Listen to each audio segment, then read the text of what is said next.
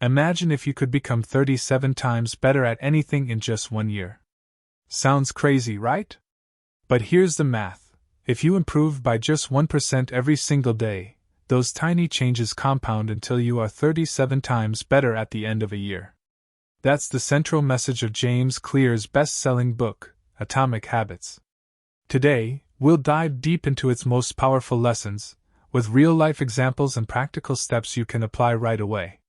Atomic Habits was published in 2018 and has sold over 15 million copies worldwide.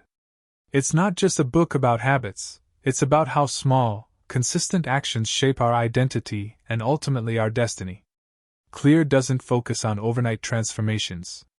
Instead, he teaches us how to make tiny daily improvements that stick. And in this breakdown, I'll explain not just the theory but also real-life applications you can try immediately. Most people set goals like, I want to lose 20 pounds, or I want to get straight A's. But goals are about results. The real magic happens when you focus on the systems that lead to those results. Think of it like this: winners and losers often have the same goals. Both Olympic athletes aim for gold. Both job candidates want the position. The difference lies in the systems they use daily. Michael Phelps didn't just dream of being an Olympic champion. His success came from the system he built: waking up early, following an exact training schedule, eating a carefully planned diet, and even rehearsing races in his head before stepping into the pool. His medals were just a byproduct of his system. Another big idea is the 1% rule. If you get just 1% better each day, you end up 37 times better in a year. But if you get 1% worse every day, you slide into mediocrity. Habits are the compound interest of self-improvement. The British cycling team is a perfect case study.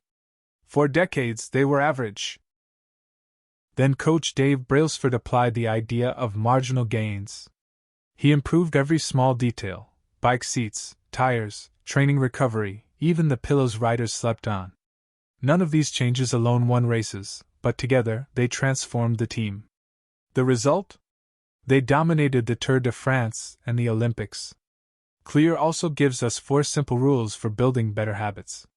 First, make it obvious. Design your environment so the right habits are visible. Second, make it attractive. Link habits with something you enjoy. Third, make it easy. Start small and reduce friction. And finally, make it satisfying. Reward yourself so the habit feels good. Take flossing as an example. If the floss is buried in a drawer, you'll forget. But if you keep it right next to your toothbrush, it's obvious. If you choose a flavored floss you like, it's attractive. If you commit to flossing just one tooth, it's easy. And when you enjoy the fresh feeling in your mouth, it's satisfying. That's how small habits stick. Another powerful idea from the book is identity-based habits. Most people say things like, I want to run a marathon, or I want to quit smoking. But identity-based habits flip the script. Instead of focusing on what you want to achieve, focus on who you want to become. A smoker who says, I'm trying to quit, is still identifying as a smoker. But someone who says, I don't smoke, is aligning their behavior with a new identity. Every small choice is a vote for the type of person you believe you are.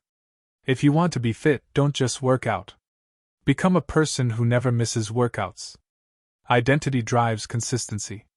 Now let's put all these lessons together in one real-world example: building a running habit. Instead of saying, I want to run a marathon, you create a system of running 15 minutes every morning. The focus is on the routine, not the finish line. Each week, you increase your run by just a small margin, maybe half a kilometer. Over time, these small increments turn into long distances. You make it obvious by leaving your running shoes by the door. You make it attractive by creating a playlist of your favorite music or podcasts. You make it easy by starting with short runs that don't feel overwhelming. And you make it satisfying by tracking your progress on an app that celebrates your milestones. Over time, you stop saying, I'm trying to run more, and instead say, I am a runner. That identity makes running part of your lifestyle, not just a temporary goal. After a year, you're not just capable of running a marathon. You've become someone who runs effortlessly, consistently, and joyfully. So here's the big takeaway. Success isn't about huge changes overnight. It's about small, consistent improvements. Focus on systems. Embrace the 1% rule. Follow the 4 laws of behavior change. And align your habits with your identity. That's how tiny habits create extraordinary results. Thanks for watching. If this breakdown helped, please like the video so more people can find it. Comment with the one small habit you'll start today, or the idea that hit you hardest. Share this video with a friend who's working on better habits. And subscribe for more clear, no-fluff summaries of the best nonfiction books. Turn on notifications so you don't miss the next one, and check the description for the book and related resources.